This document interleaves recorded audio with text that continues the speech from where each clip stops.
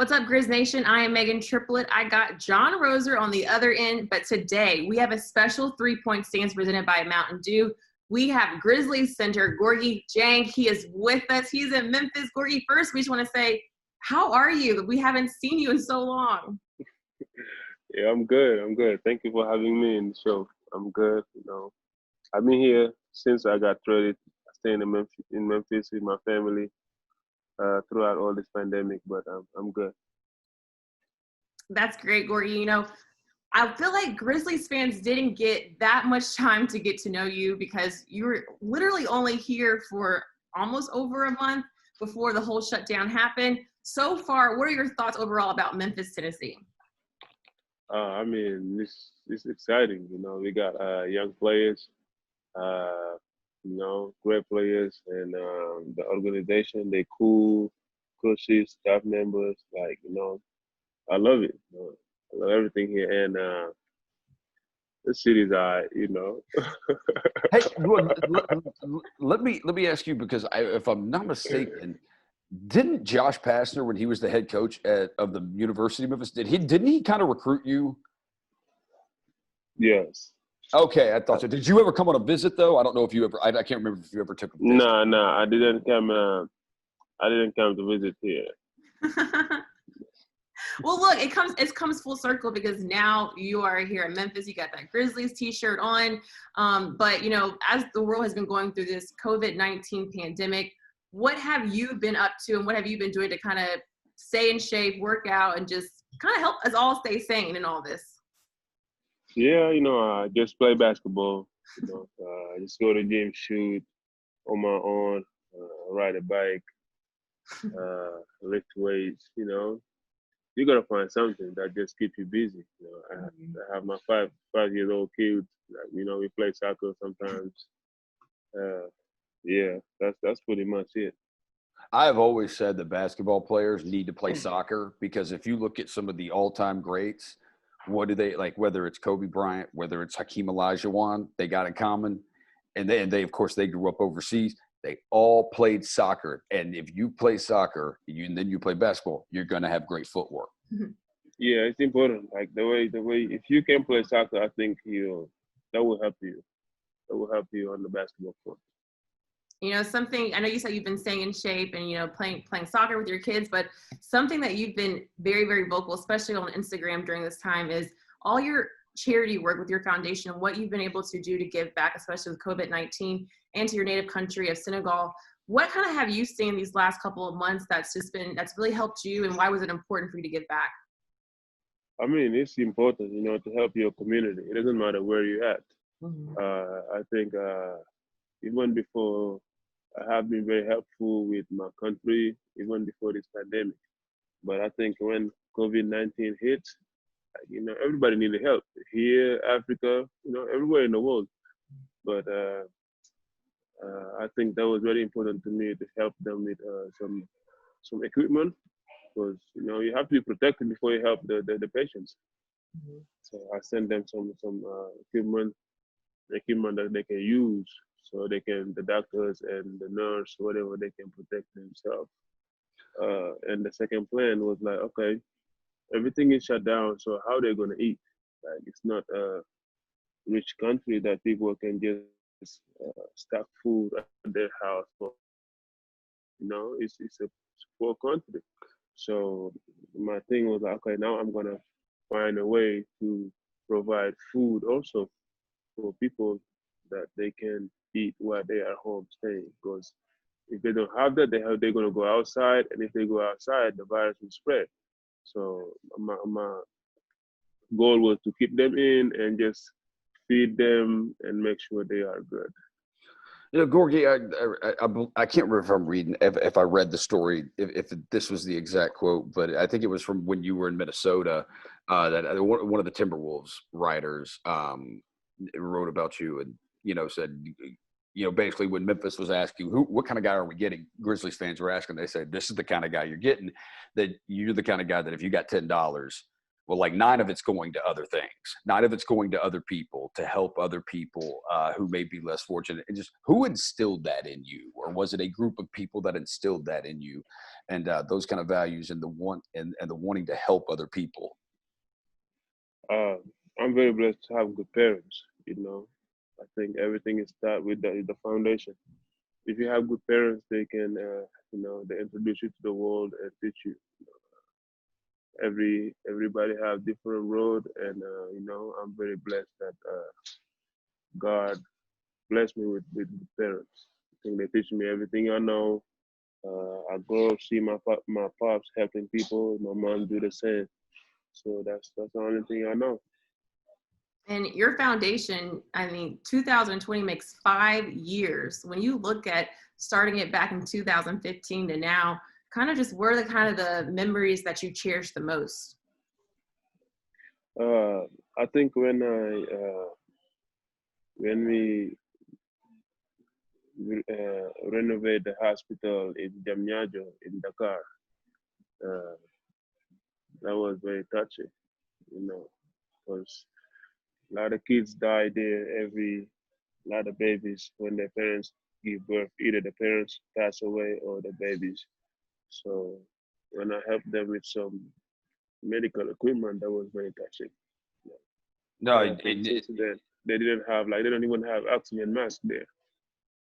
So they didn't have beds for delivery. So that was very emotional day for me, that day when I had to go back there and, give them the equipment. People were excited, but me, I was thinking different. Because when I got to the hospital, I realized how many people have been passed away due to they didn't have equipment to save the mama or the baby. I can't wait to see what your foundation will continue to do, because you've done so much already, and I know there's a lot more to come. Thank you. All right, Gorgui, now we got to get to some lighter stuff here. Let's talk about your teammates. And I want to just Jaren Jackson Jr., as he is the guy in the locker room when the media comes in the locker room. Like when I get asked, it's like, who's the guy that is always running around? I'm like, oh, it's Jaren. Jaren's always the guy that's talking. Is he like that when the media is not around? Is he does he ever stop? No. No. He never stopped. JJ never stopped. I guess we were all like that when we were 20 years old, I guess. Yeah. Yeah, he's a happy person. He's young, got a lot of energy, but that's good. They bring good vibes in the locker room, and I think that's something that you will need in your locker room. People having fun and stay connected. I've been here not for so long, but I feel like I'll be with my teammates forever. I joke around and stuff. They mess with me. I love it. Now, how does it feel to be the oldest player in that locker room? Because this team is so young, like you mentioned. It's hard, honestly. Honestly, it's hard. Like, when you're the oldest player on the team, you have to watch out a lot of things you do, because people look up to you, You cannot be here skip lifting or not doing your workout and stuff like that. You gotta watch what you say, because they think that's the right thing to say or do. They're young, and it's hard, but I think we have a great group of guys that are willing to help each other. I think age is not a problem with us over here. If Josh sees something and wanna talk to me, he's gonna come up and talk. AJ, JV, all these guys. I think we had a good group of guys that just like each other and wanna see everybody being successful. And I think which is very rare. I've been here for just a month, but the locker room, what I've seen in the locker room, that's amazing. No, I think that's a really good point when you talk about yourself, because you are the oldest guy on the team. Kyle Anderson actually has told us a story before where when he was a rookie in San Antonio, that they had lost like a really close overtime game with the Spurs. They had lost a close game the night before, kind of a heartbreaker. And the next morning when he got to the facility, is like Tim Duncan, Tony Parker, and Manu Ginobili had already been there for over an hour getting their workouts in, getting ready. And it was just like, when you have veterans that lead like that, you can do really good things. Yeah, I mean, it's when you're veterans on the team, it's different. You know, you're young, you was messing up things, the veterans get mad, and now you, the veterans, you realize why your vets was mad at you because they know the window's getting close. You know, the more you go, less you have to play. So right now, it's a winning time. Like we don't have no time to waste. We want everything to be sharp and trying to go and win. That's the most important about a veteran. He just wants to win. No, I want to ask you because one of my favorite lineup combination, one of the favorite things that I love since you've gotten over here, I love when you and Valanciunas are on the court at the same time. Just because something we have needed all season is we have needed a little more size, and that's what we have gotten. You know, when we were able to make the trade and get you here in Memphis. What is it about you and Jonas on the court together? Because it seems like y'all work really well together. Yeah, I think Giannis is a very underrated player. You know, I think people don't even talk about his skills because he's too big and tall. And, you know, that's what people see. But they forgot he came from overseas. You know, they have different skill set. Like they teach us how to play team basketball. We like if I go 1-on-1, my chance to be successful is very small. But if you play team basketball, I can shine. That's how they play in overseas. So me and Giannis, I think, play together. I don't see that any problem with it because I can shoot the ball, I can play behind the arc, and Giannis can play inside. He can do that too. So I think we have a very versatile team that a lot of guys can play different positions, especially the bigs. Like I think they all can shoot, and it doesn't matter who's in or who's playing 4 or 5. Well, we might get the chance to see you guys out there on the court once again. We know this proposed plan is talking about possibly NBA coming back at the end of July. How excited are you potentially of going back out there and, you know, playing with the team once again? Very, you know, this is when basketball was taken away from us, we realized this is our livelihood. We've seen our family, the checks still coming in, but there is something missing. Playing basketball. That's the most important thing for us. You get to play with Tyus again. Yeah, he's my son. Did you give him we asked Justice. Justice said he didn't give him the nickname Stones. Did you give him the nickname Stones? No, I did not.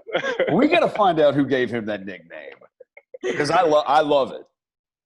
I did not, but you know, Tyus is a great guy. You know, great teammate. Want to help his teammate. Very unselfish. Just want to play and win. You know, he's a winner. Just became a dad too, so you better be giving him some advice. Yes. No, he'd be all right. You know, Gorgui, before we let you go, we got to ask you just about, you know, the racial justice that the country, the world is really going through right now. I know you spent a couple of years in Minneapolis playing with Minnesota, a place that you got to, you know, you called home for several years, and that was where George Floyd was murdered. And this has kind of started all the protests and a lot of, you know, people speaking out. Just, can you give us your thoughts on kind of how you've been processing everything and kind of the conversations that you're having with your children right now? Yeah, I mean, that was a sad moment. You know, if anytime someone passed away, it was a sad moment. But I think we just should learn from it. Should take a lesson. See what can we do to give a better, I don't know, like how we should like help the police officer to practice better and teach people to be patient with the police officer also. Like it's both parties. But I think what's going on right now in the world, people have to just take a lesson and learn from it. It's better than just trying to go out there and say all the negative stuff. Like me personally, I'm trying to see on everything what's can I learn or what can I do in a positive way?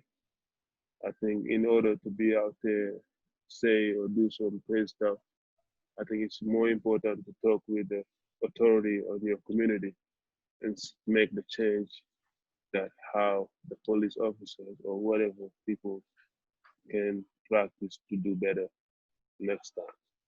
I mean, that's the only way I approach it. But I'm not gonna talk about race, like white people, black, all that stuff. No, that's not me. I think I'm here to unify people and do the best we can that we all can stay together and love each other. Well, Gorgui, we want to say thank you so much for taking the time. You know, you just got done practicing. You're out there back in the arena. We love seeing you back in the Grizzlies t-shirt. I like to see that blue FedEx Forum background. It feels good to see you. Thank you for having me. This was great, and thank you so much. Yeah, man, go get some food. Go get some food. Yeah. I need that. It's right here. It's right here. The food is ready for me. It's right here. You know? Yeah. The food is right here. It's ready. What you got to eat tonight for lunch? Ooh, what's in it? It's wrapped up. It's right here. It's that thing. It's grilled orange chicken with white rice and some vegetables. Brussels sprouts. Yeah, you get chicken, rice, and vegetables. That's they don't let you eat anything unhealthy. Yeah, I think we're eating good over here. You know, Memphis is known by good food, so that is true. You know? All right, Gorgui, thanks for joining 3 Point Stands presented by Mountain Dew. We'll talk to you later. All right, thank you.